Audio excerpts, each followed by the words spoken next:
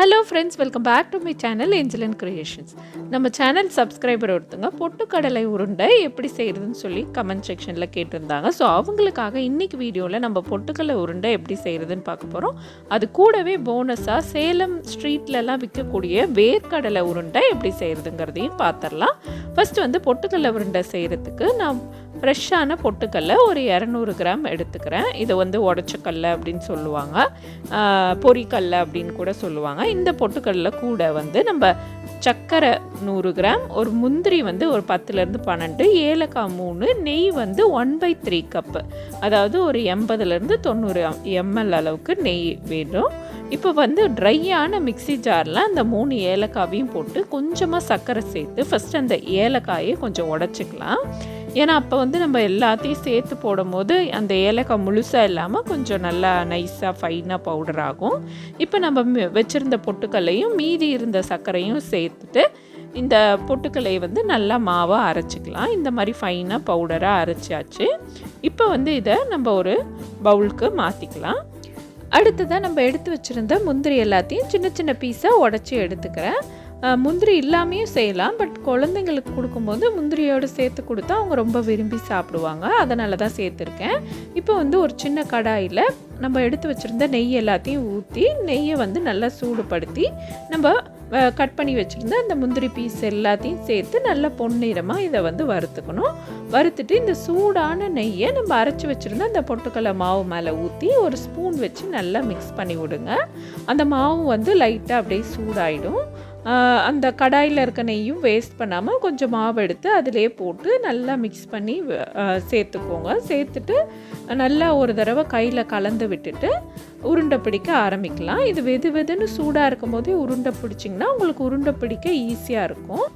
நம்ம சேனலில் சமைக்கவே தெரியாத நிறைய யங்ஸ்டர்ஸ் வந்து பார்த்து கற்றுக்குறாங்க. அவங்களுக்கு எல்லாருக்குமே இந்த ரெசிபி ரொம்பவே ஈஸியானதாக இருக்கும். சப்போஸ் உங்களுக்கு இந்த உருண்டையை பிடிக்க வரல, உடஞ்சி போகுது அப்படின்னா எக்ஸ்ட்ராவாக ஒரு 2 ஸ்பூன் நெய் சேர்த்துக்கோங்க. சேர்த்திங்கன்னா உங்களுக்கு உருண்டை பிடிக்கிறதுக்கு நல்லா வரும். டேஸ்ட்டும் ரொம்பவே சூப்பராக இருக்கும். இதே போல் நம்ம எல்லா மாவையும் வந்து உருண்டை பிடிச்சி எடுத்துக்கலாம். நம்ம போட்ட அந்த 200 கிராமுக்கு நமக்கு மொத்தமாக 16 பொட்டுக்கடலை உருண்டை கிடைக்கும். ஸோ ரொம்ப சிம்பிளாக ஈஸியாக டக்குன்னு செய்யக்கூடிய ஒரு ஸ்நாக்கு. இதை நீங்கள் வந்து ட்ரை பண்ணி பாருங்கள். அடுத்ததாக வேர்க்கடலை உருண்டை எப்படி செய்யலான்னு பார்க்கலாம். இந்த வேர்க்கடலை உருண்டை என்னோட சைல்ட்ஹுட் மெமரின்னு சொல்லுவேன்.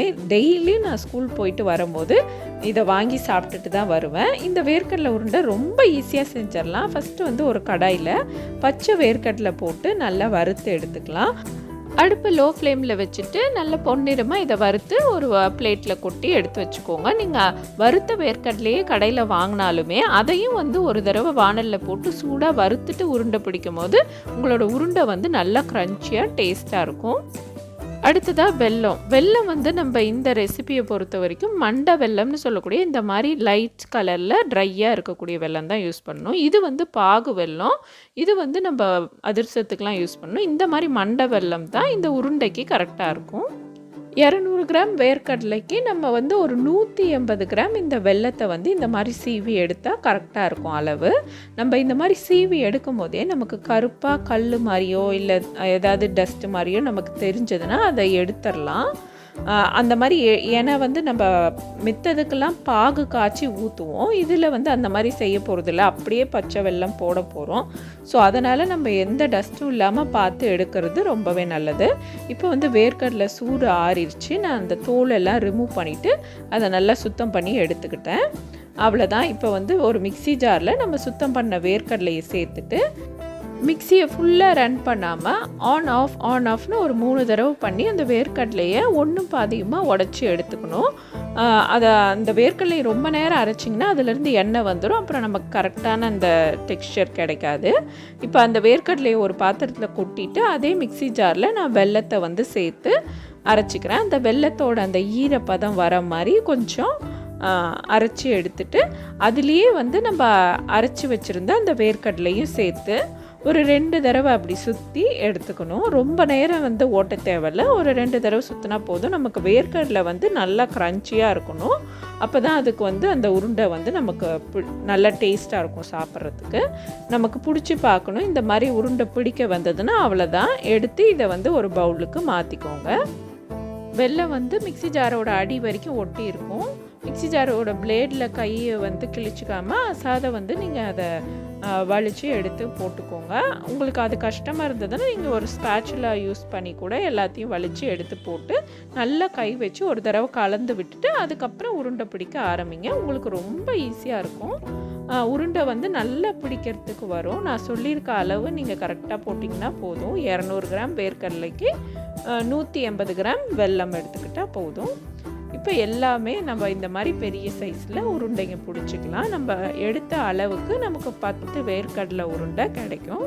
கொஞ்சமாக வறுத்த வேர்க்கடலையும் வெல்லமும் இருந்தால் 5 நிமிஷத்தில் ஈஸியாக ஹெல்த்தியாக நம்ம குழந்தைங்களுக்கு ஒரு சூப்பரான ஸ்நாக்ஸ் வந்து ரெடி பண்ணி கொடுத்துடலாம். சேலத்துக்கு நான் ஒவ்வொரு தடவை போகும்போதும் இந்த வேர்க்கடலை உருண்டையை மிஸ் பண்ணாமல் வாங்கி சாப்பிட்டுட்டு வருவேன். இன்றைக்கி இந்த உருண்டையை கையில் எடுக்கும்போது எனக்கு ஒரு நாஸ்டாலஜிக் ஃபீலிங் இருந்தது. என்ன மாதிரி சேலமை மிஸ் பண்ணுறவங்க யாரெல்லாம் இருக்கீங்களோ அவங்கெல்லாம் கீழே இருக்க கமெண்ட் செக்ஷனில் கமெண்ட் பண்ணுங்கள். இந்த வீடியோ உங்களுக்கு பிடிச்சிருந்தா லைக், கமெண்ட், ஷேர் மற்றும் ஏஞ்சலின் கிரியேஷன் சேனலுக்கும் சப்ஸ்கிரைப் பண்ணுங்கள். தேங்க்ஸ் ஃபார் வாட்சிங்.